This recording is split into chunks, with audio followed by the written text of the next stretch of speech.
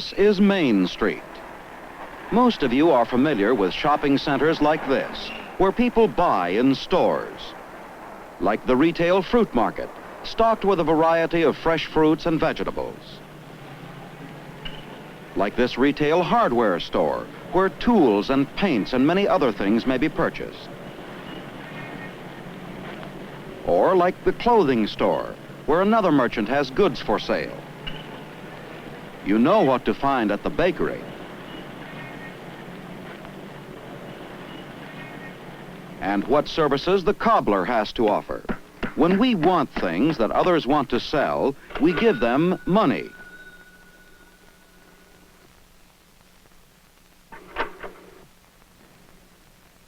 When we exchange money for things we need, we begin to understand the meaning of trade. In this film, we shall discover how trade is carried on in many parts of the world.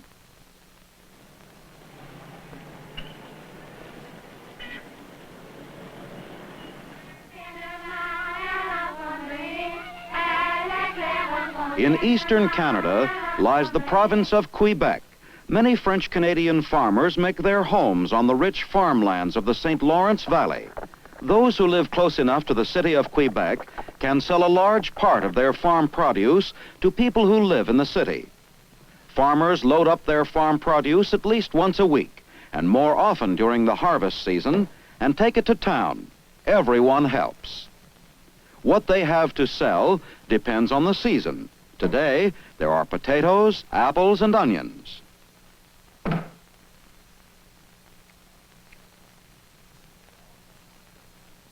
Almost always, there are large fresh eggs and chickens ordered by a customer.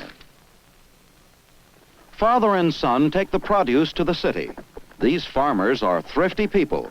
They use the horse for transportation as well as for farm work.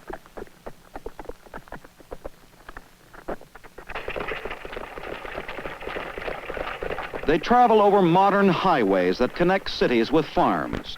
Their trip to the city takes about 2 hours.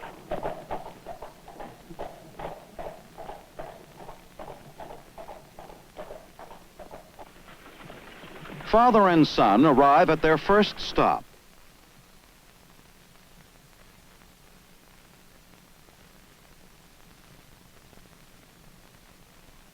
This woman likes to buy fresh produce directly from the farmer. She tells the farmer what she will need next week and pays for what she has bought.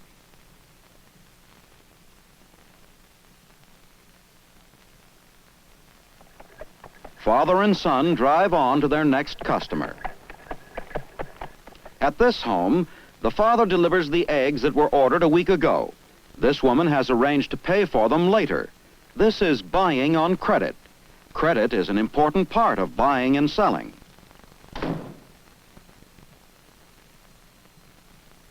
Father and son work together, arranging and delivering, transporting and trading.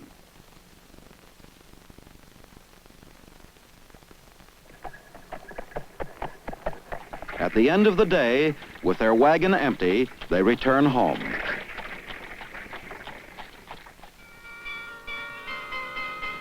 Here is the Netherlands, or Holland.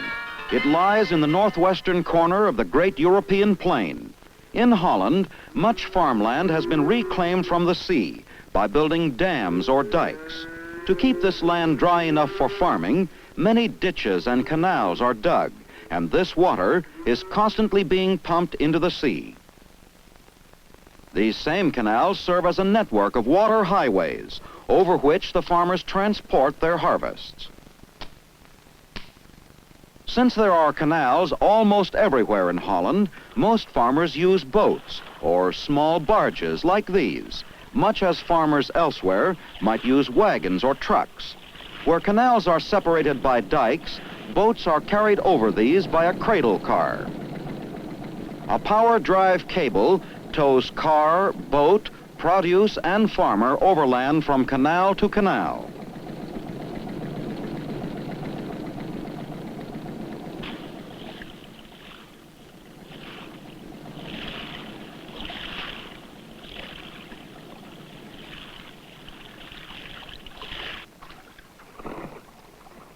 Some of the boats are poled or pushed slowly along the larger canals.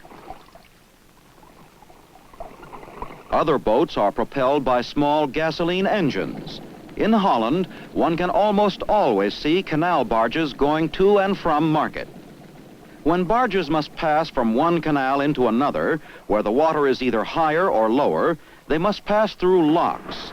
As the lock keeper fills or empties the locks, the barges are raised or lowered.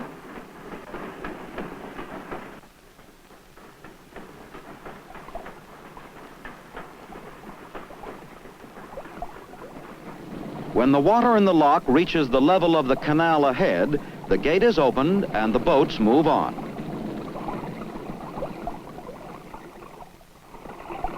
On market days, farmers transport their produce to a nearby wholesale market.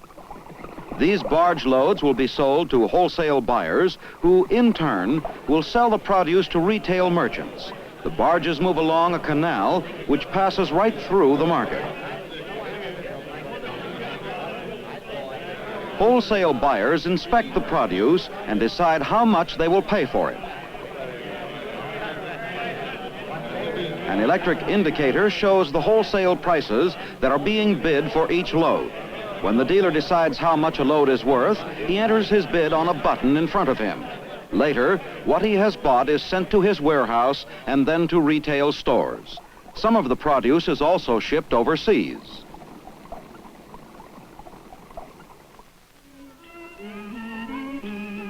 The largest country of Southeast Asia is China.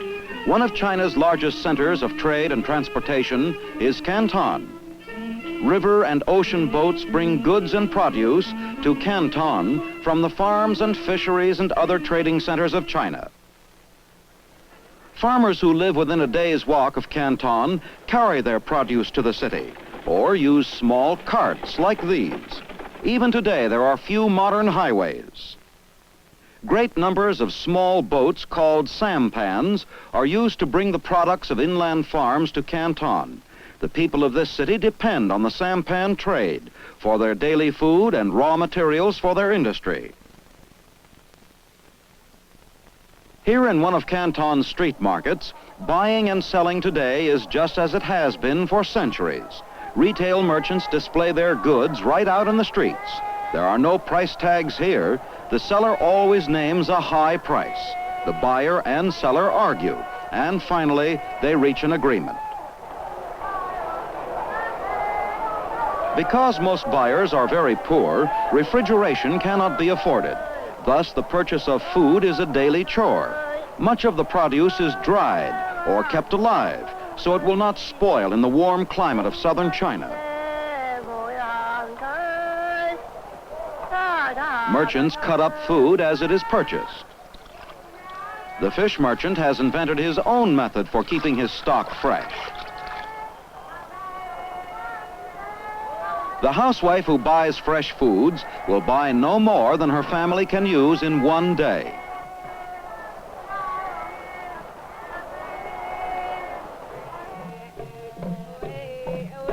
To the south and west of China lie the hot, humid jungles of Malaya. In the rainforests, primitive methods of transportation, like this bamboo raft, are still being used. The network of rain-swollen rivers is the real highway through the jungles.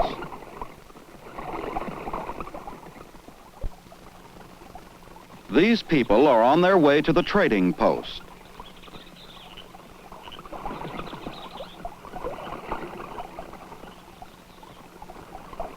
Finally, they arrive at a clearing along the riverbank where the jungle trading post is located. As the men and boys unload their goods, they pass pack elephants, which are waiting to carry the jungle products out to towns along the seacoast. The jungle products which these Malayans carry to the post are things they have learned are useful and valuable to the outside world.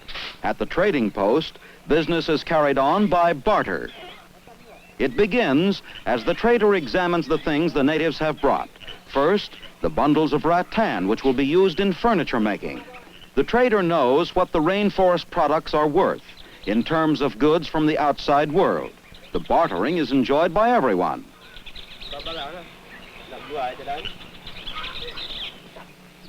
Finally, the hunters have their turn. They decide what they want in return for the monkey and other jungle things. Manufactured goods like these bush knives are much needed by jungle dwellers.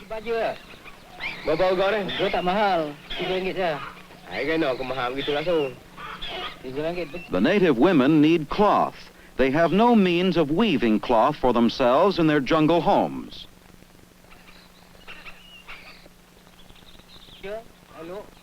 The journey home will be by land, for the river is too swift for upstream travel.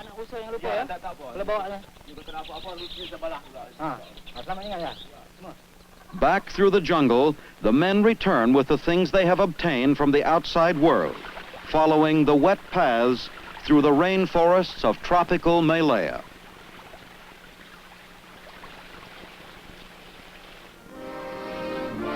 In the countries of Germany, France, Belgium, and Switzerland, we shall see entirely different kinds of trade and transportation.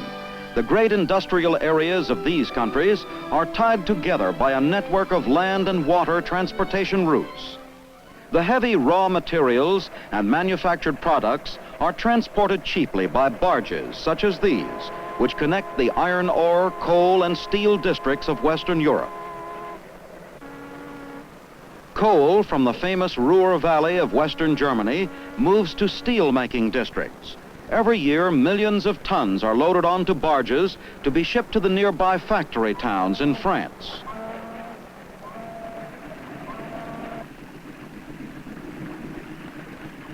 Just the opposite is true of iron ore. Western Germany does not have enough for her steel mills. Barges carry iron ore from France to the Ruhr Valley, where it is unloaded at the blast furnaces. The products of the steel mills are carried by barge or railroads to factories elsewhere in Europe and for shipment to other parts of the world. The industrial districts of Western Europe can operate only so long as trade continues between the nations involved. This trade is made possible by the well-developed network of transportation of Western Europe.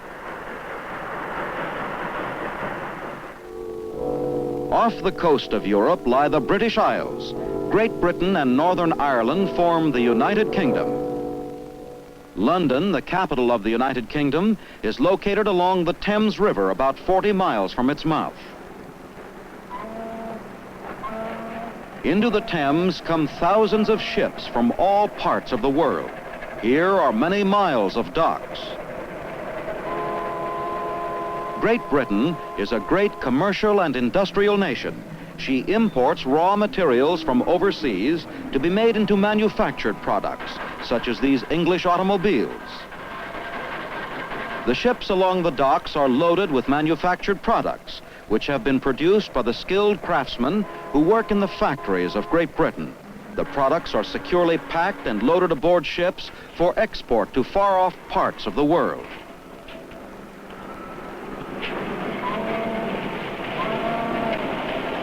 Because Great Britain is a great trade and transportation center, ships from everywhere load and unload along these docks. As a result of her dependence on shipping, Great Britain long ago became a great maritime nation.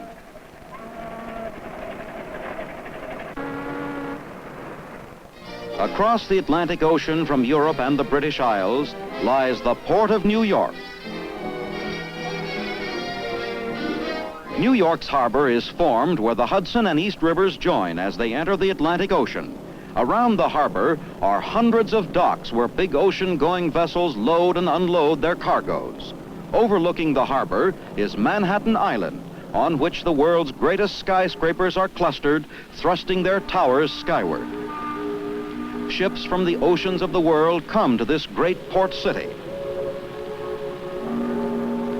New York is one of the world's greatest seaports because it is a major transportation gateway into and out of the United States.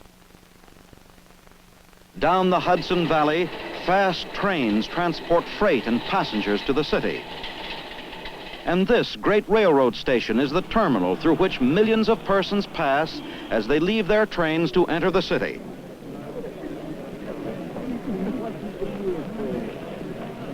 Other people and freight enter or leave over bridges built high enough to allow ships to pass under them. Night and day, passenger cars and trucks transport people and goods endlessly over these gateways, which connect the superhighways over which automobile traffic moves speedily on its way to and from the city.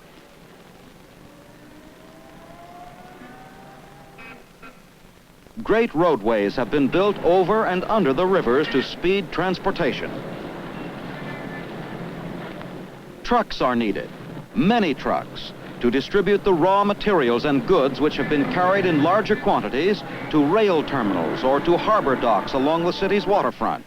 Here in New York Harbor, as in London, ocean-going ships are needed for trade with faraway countries and other ports of the world. And here ships and trucks have helped transport great quantities of food, raw materials, and manufactured goods into and out of New York's Gateway Harbor.